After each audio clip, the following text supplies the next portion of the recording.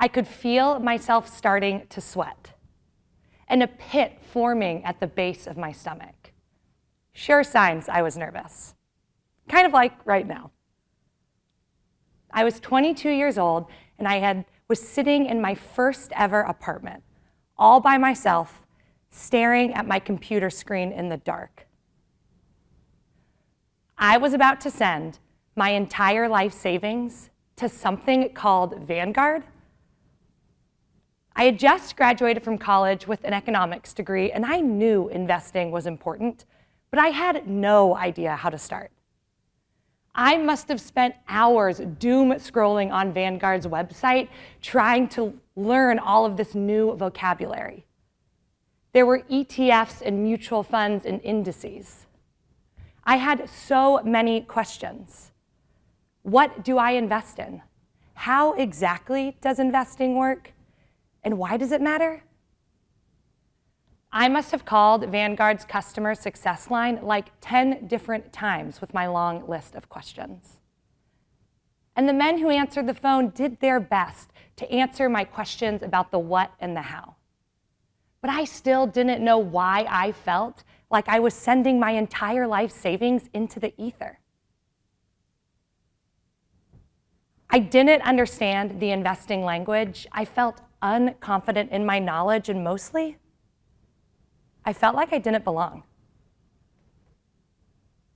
It took calling my 90-year-old grandma before I had the nerve to open my account. And my grandma grew up with the Great Depression with very little in her life and started investing later on. And I asked her all of the same questions I asked the men at Vanguard, and just picturing her answering the phone in her kitchen started to release that knot in my stomach. She explained to me why investing mattered. She met me patiently, and seeing her confidence made me feel confident too. She said, "Julianne, if you save and invest as much as you can now, you can live a life of freedom. Just start small and take the first step." So I did. I opened an account in a Vanguard mutual fund, and as I started to feel more comfortable, I started to participate more. I invested in individual company stocks. I even voted at shareholder meetings, and over time, I built my investing confidence. I was reminded of my grandma's advice 3 years ago when a few of my guy friends told me to start investing in cryptocurrency. And I felt like crypto was important, but I could feel that familiar knot forming at the bottom of my stomach. I had so many questions. How does crypto work? What is it exactly, and why does it matter? I asked my guy friends to explain it to me, but their answers felt like alphabet soups of NFTs and DAOs and BTCs. I joined a few online forums to try to get my questions answered there, and I was met with either silence or outright contempt from the male-dominated groups. Everything felt unfamiliar, and everyone was either anonymous or a guy. In one instance, I was blocked from a community after spending 30 minutes trying to figure out the right person to ask a question to. I must have asked it to the wrong person. And if it felt like I was sending my life savings into the ether with Vanguard, in crypto, I was trying to buy something called Ethereum. Despite having 10 years of experience in finance, I didn't understand the crypto language. I felt unconfident in my knowledge, and mostly, I really felt like I didn't belong. This time I couldn't call my grandma for support, but luckily, my friend Brooke explained to me why crypto mattered, and seeing Brooke feel confident made me feel confident too. Brooke said, "Julianne, cryptocurrency gives equal access to financial services to anyone across the world. And crypto is just like any other currency we use in our day-to-day life, except crypto uses a network of computers called the blockchain and not banks to verify, track, and manage transactions." So just like my grandma's advice, I started small. I opened a crypto account. I purchased a few currencies, and as I started to feel more comfortable, I started to participate more.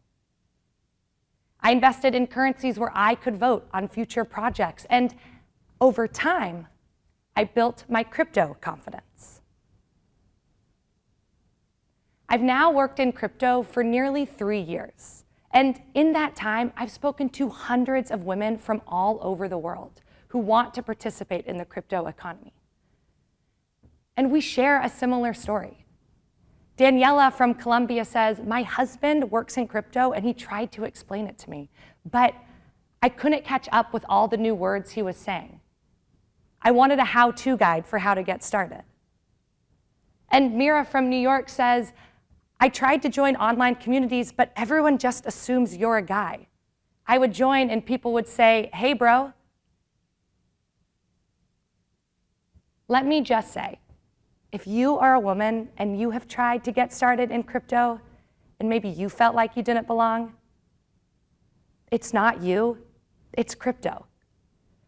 Today, just 15% of investors in Bitcoin, the most popular global cryptocurrency, are women. And many crypto companies report 90% or more of their users are men.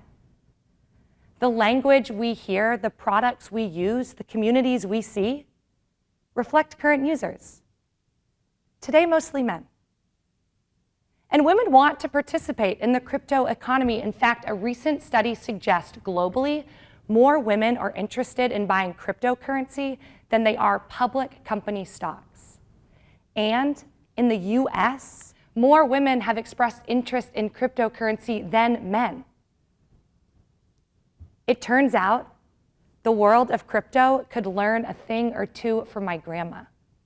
Because the thing that myself and Daniela and Mira all had in common, a trusted friend who helped us take the first step, who explained to us why crypto mattered, and seeing their confidence made us feel confident too. Now, I can't be your grandma, but I can be your trusted friend. To design a crypto economy for women, we need to do 3 things. First, women need to we need to explain why crypto matters. Let's talk more about equal access to financial services and use fewer acronyms. The unintended consequence of using acronyms, we leave people behind. If you're explaining crypto to a friend, take the extra moment to spell out what you're saying. Second, we need to design products and communities with women in mind. If you're building in crypto, make sure women test your products. And if you're designing online communities and forums, consider reducing anonymity in order to increase safety for all of your users, including and especially women. And third, and this is mostly for my crypto-curious women in the room, take the first step. When women take the first step today, when we open a crypto account, when we buy a cryptocurrency, when we use a crypto product, we get a say in future products and services.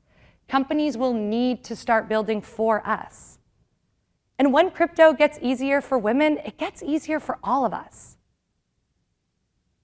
The crypto economy will become more accessible, and it will be because of the women in this room and the women around the world and some pretty incredible men and people everywhere who say, we want our future economy to look and feel more like all of us. Because we need all of our voices heard in this new economy. It will take a diverse set of people representative of our global community to build a more equitable economy.